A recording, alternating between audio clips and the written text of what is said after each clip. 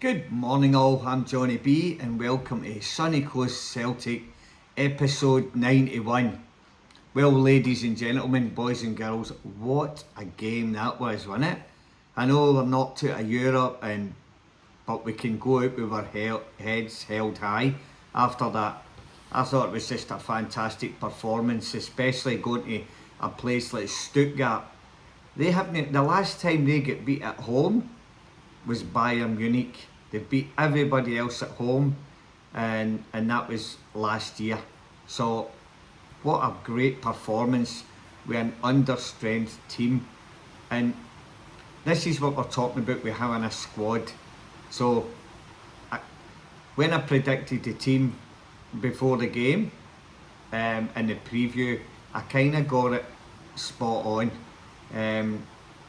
Except for I didn't think they would play Callum McGregor, but he's just like a Duracell battery. Callum, he just keeps going, he keeps going. I was a bit worried at the end there when he went down, but he just gets back up again, and he'll be brand new for the game against Rankers on Sunday. So that gives the whole club a lift, it gives the fans a lift. And how good were the fans there? They've travelled there, and they were brilliant the whole game. Just singing, and then to come away, because I remember like for years we've went to away games, and wherever you're going in an away game with Celtic, we've come back with shitty results, but the fans are still giving it yee-haw. But it was brilliant to see a win, even though we get knocked out. That was just a really good, heartwarming performance for the boys, especially the boys that come in. Look, can I just say, Sinisalo, he was brilliant in goals tonight. He had about 4 really good saves, plus with corner kicks and free kicks, he was coming out and commanding everything. A few of them he caught, he never flapped about. So I know they rested Kasper Schmeichel for the game on Sunday, but I'd be throwing a big fella back in on Sunday again. I think under pressure he looked good. They had a big crowd tonight, it didn't seem to put him off. I don't think you can not. You've got to play Sinisala against Rankers on Sunday, and just keep it going. When somebody's on form, keep them in. Even the goals that they scored, I know they were both offside, but he done really well to get down. He got down really fast. A couple of their shots were getting into corners. He got down, put them by the post. Really, really good, strong performance by him. Right back, I thought Colby Donovan done a great job, and I think Martin changed it at the right time, just bring Ralston on, and Ralston puts himself about. He goes in there and he gets injured, and he just puts himself about. He's not the greatest of players, Tony Ralston, we all know that, but he does a job for us, and he done a great job tonight when he come on. But Colby Donovan, well done son, a couple of clearances. I know if you watch the game back, there's a couple of balls that come in the box and he headed them away when it was crucial, so he done well. Dane Murray was fantastic tonight, and I thought Big Trusty was good and all. A couple of wee dodgy moments, but most of the game I thought the two centre halves were really good. They bullied them, they didn't let them get pushed off the ball. Really, really good. And then Sarachi at left back, again they've left Kieran out for Sunday, which I get, that, and we all spoke about that, and Sarachi done a really good job as well, up and down the line, last ditch tackles. He just looked like he's a good Celtic player now, an honest player at the back that you can rely on, so he done really, really well. And then you got into midfield, McGregor had probably a better game tonight than he's had for a while. He was on the ball, he was in there, he was tackling. Yeah, he done really, really well tonight. So good on Calmac, and he'll just keep going for Sunday. He doesn't need a rest. He's good. Luke McCown, brilliant finish for the first goal. For that goal we got, what a finish! And it was just the 1-2. A minute into the game, we played some really good football. Big Junior held it up well, passed it into him. The play up to it, leading up to it, was good, but the final pass and then the finish was outstanding, and it just it seemed to calm the nerves, and it seemed to unsettle them a wee bit. It seemed to quieten down their supporters, and their supporters were really up for it. It was brilliant. And then see maybe about I don't know, about 10 minutes later, I think it was Yang that cut down the line, cut it back. I tell you what, Maeda gets his feet moving quicker, we're 2-0 up. It just kind of went under his foot and hit hurt him in his other leg, you know, but my God, that was a big chance to go 2 up. And this is the thing about Dyson, he'll run all day, but he's pretty clumsy in front of goal. If he just gets his foot round that ball quicker, because he got to it first, it was a great ball in, and we go 2-0 up. And see, when you go 2-0 up, the nerves start to come in, they start to make changes, the game starts to drift away from them, and we start to build confidence. But again, if your auntie had balls, she'd be your uncle, so we never done it, and that was it. But really good effort in that first half. They had a couple of wee chances, Sinisala had a great save, but all in all, really good. I thought Hatate again, at times was really poor. He's like a he's like a 10-year-old in an under-16s game tonight. Like, it's like he just looked as if he was always chasing back. He was behind the 8 ball. I don't know what it is with him. And then there was one touch where he's intervened, got the ball and put it down the line. We got a free kick out of it, but it was a really good piece of work. But you can't play for all that time and just have one good thing. You've got to either put some tackles in, or you've got to control the ball, hold it up. So all in all, I don't know. I wouldn't be playing him against rankers on Sunday, but he done a job tonight. Wasn't great, but he was in there. And then you go up front, Big Junior. Look, the trouble we were the whole night tonight, the trouble with us is we were getting the ball out of danger up to the centre forward, whether it was in our own half or whether it was in their half.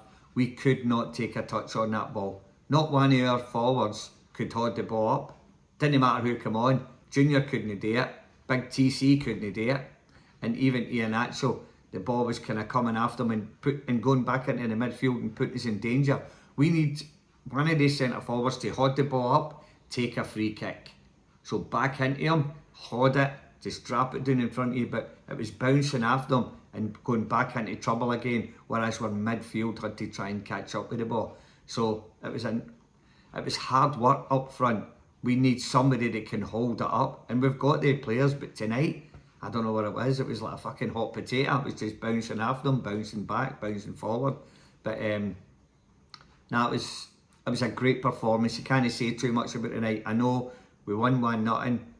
We're still out, but it's our home form that's letting us down at the moment. At Parkhead, it used to, and again, you look at the board and think, get these supporters in. It just brings the atmosphere up to another level, and it's killing us right at this moment in time that we can't get the fans into the park. We're out of Europe now. It's too late for Europe, but it's not too late for the league. So get the fans back in and get this atmosphere pumping, because tonight gave me a wee bit of confidence going forward. I looked at Sunday's game before tonight's game thinking we could go there and run trouble and all that, but nah, see tonight, that gives me a big love tonight, knowing that we've got better players on the bench than we did tonight, and we've got every chance of going to the Piggery on Sunday and getting a really positive result, because the way we played tonight, if we play like that, we're not going to get beaten Sunday. So yeah, but Yang, bits and pieces, was good tonight as well. Big TC, as I say, needs to hold the ball up there. He's got to, and Dyson just gives everything normally, and he did. He gave everything. He's just a wee bit clumsy at times, but all in all, really good. I thought, see when Nygren come on, and I keep looking at Nygren, and I'm really not sure where he's supposed to play. When he come on, they attacked a bit more because he sits forward more than the other midfielders, which gives you a man less in the midfield. And that's why I'm saying to you, I think Nygren's I think he'd be a much better centre forward than he is in the midfield, because he's got that touch. He would hold it up. You put the ball into him, he'll hold it up. So yeah, I thought when he come on, we sort of had drifted back a wee bit. That's when they got their chances. Now see the second offside goal, right? So they've got the ball, there's a guy off the field talking to the fourth official, the number 9. He's off the field in an attacking position. Now, they've got the ball, they're coming forward, and then he's waved him on. he should never have waved him on when they were attacking, and we're not looking at him because we're thinking, well, he's off the park. He's not going to create anything when he's off the field. But they've put him on, and it's like they've went, put the ball through and I'll put him on again. It's like, what a stupid decision. I know he was offside in the end, but he was offside by a bee's dick, and it could have been a goal. And whereas, never mind the offside, they should have pulled the play back for him being allowed to run on the park on an attacking phase when we're not expecting him to come on. So where's the rules on that? Do you have to wait till the ball's up the other end and then wave them on? Because that's what normally happens. The referee, any game, somebody gets half injured, they don't get on until the referee waves his hand and says bring him on. Now I'm not sure, did the referee say to him come on, or was it the fourth official that just threw him on? But again, it's hopefully if he wasn't offside, they would have went back and VAR would have went nah, it's not a goal, he shouldn't have came on until the referee waved him on. But if the referee waved him on, well, how can you do that when nobody's out there watching him because they're not expecting him to come on, and then they let him on? So that would have been a really, really poor decision by the officials if that goal was allowed to stand. And I know it didn't stand, it's offside, you're going to say move on. No, let's get the fucking rules right. He shouldn't have been allowed on when it was an attacking phase of play, especially when he was the fucking last man. The ball goes through to him and he finishes. So, nah, absolute nonsense. Lucky he was offside, or that would have been another controversial moment in the fucking rules of football where we're all over the place wondering, is it a goal scoring position? Is it offside? Should he have been allowed on? Man, there's too many grey areas in football. The referees should just be allowed to ref this game and get on with it. And the referee, I'm sure, didn't wave him on. But anyway, it doesn't matter. It's all done now. All we can say is a brilliant away result, although we never get through. But you would have taken that. And I've got to say, one of the boys came on to my podcast now. He just made a comment and said, mate, have a bit of faith, because I thought we'd get pumped to there. I really thought they're a hard team to beat at home. And he says, mate, have a bit of faith, and take my hat off to you, mate. You were right. We need to stick by them. I know we have a dig now and again, but just the way we were playing, the way we kind of beat Hibs at home, we struggled with all the teams. I'm thinking, you go to Stuttgart and you're going, fucking hell, we're going to get pumped to there. It just shows you, if we'd have done better at Parkhead, which we should have. And I was listening to an interview with Martin, and he said that when we played against Stuttgart, it wasn't a 4-1 game, and to be honest with you, I thought it was 5-1 or 6-1, but when you look at it back again, we had chances, and the goals that we gave away were silly goals. Schmeichel was nowhere for a couple of the goals, and had you had Sinisala in, would have been a different game. So it just shows you, your home games are crucial. You've got to either draw them or win them and give yourself a bit of a chance when you go away from home. So, but anyway, all in all, brilliant performance. I thought the goalkeeper was great tonight. I thought Callum McGregor was fantastic again. He just does his job, but tonight he's stuck out. You're watching him tonight going, right, okay, he's controlling the game. Again, I think we just need to hold the ball up. If we had a centre forward to get hold the ball up, we'd have been in a much better position tonight, and we wouldn't have been as panicky at the back. But Dane Murray, brilliant. The whole defence was good. Midfield were good, and forwards were good. So what we can take out of that game is confidence going into the Rankers game on Sunday. So anyway, it's another bad night in Europe to get knocked out, but a good result over there, because nobody goes there and beats that team this season. They're fourth in the Bundesliga. The only team that's beat them there, as I say, is Bayern Munich. So we can hold our heads up high. Have a look at the fans earlier tonight. They travelled, they spent their money, they were on the ball, and that's what we need to create at Celtic Park when teams come there.